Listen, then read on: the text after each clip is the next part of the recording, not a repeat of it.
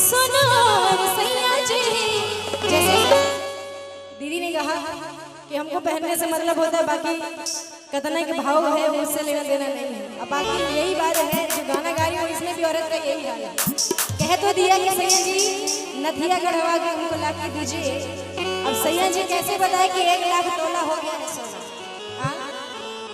अब उनका सर दर्द लेके आए, लेके तो आए हैं लेकिन उधारी लेके आए हैं। इसलिए सुनिए क्या क्या कहती हैं कि राह चलेला टटोला सोनार सैया जी का जाने तकाहे नथिया गढ़वला उधार सैया जी काहे नथिया गढ़वला उधार सैया जी काहे नथिया गढ़वला।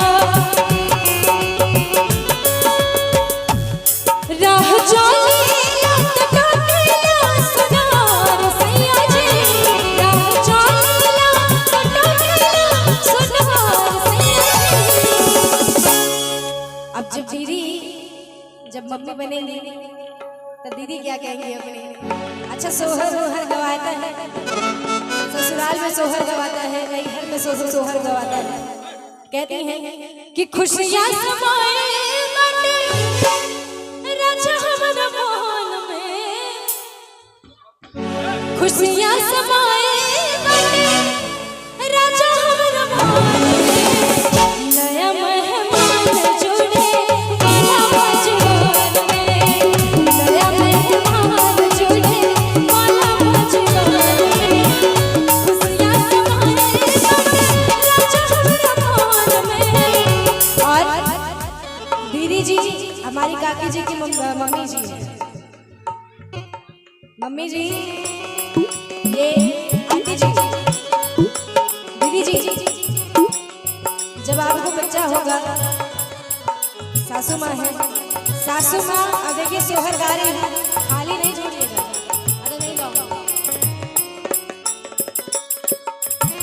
और जब सोहर गवाता है तो नेक भी मिलते हैं।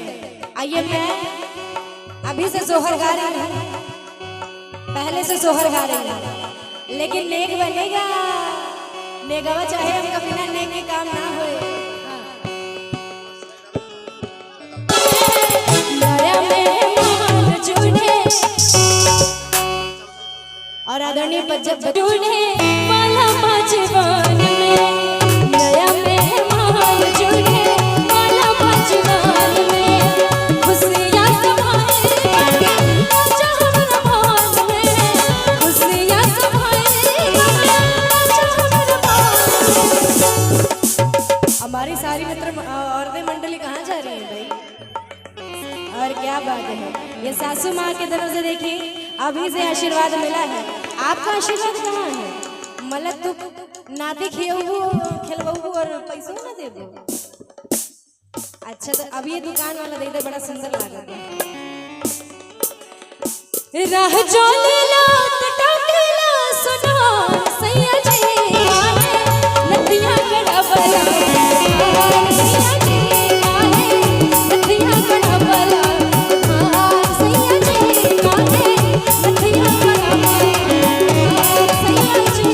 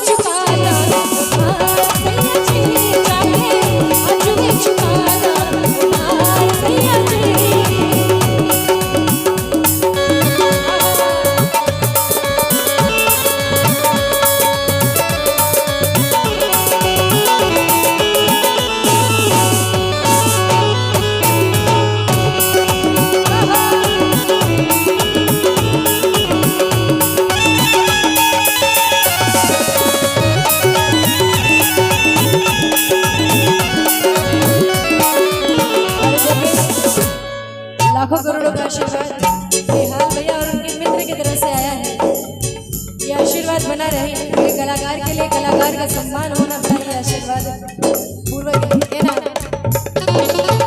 लइका भाई कहोई जय हो तू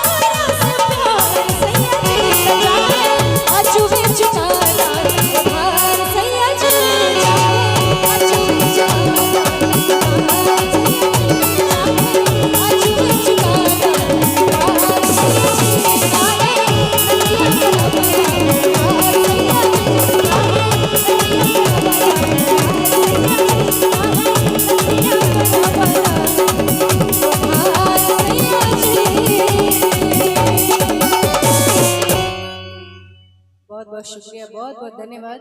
विशेष रूप में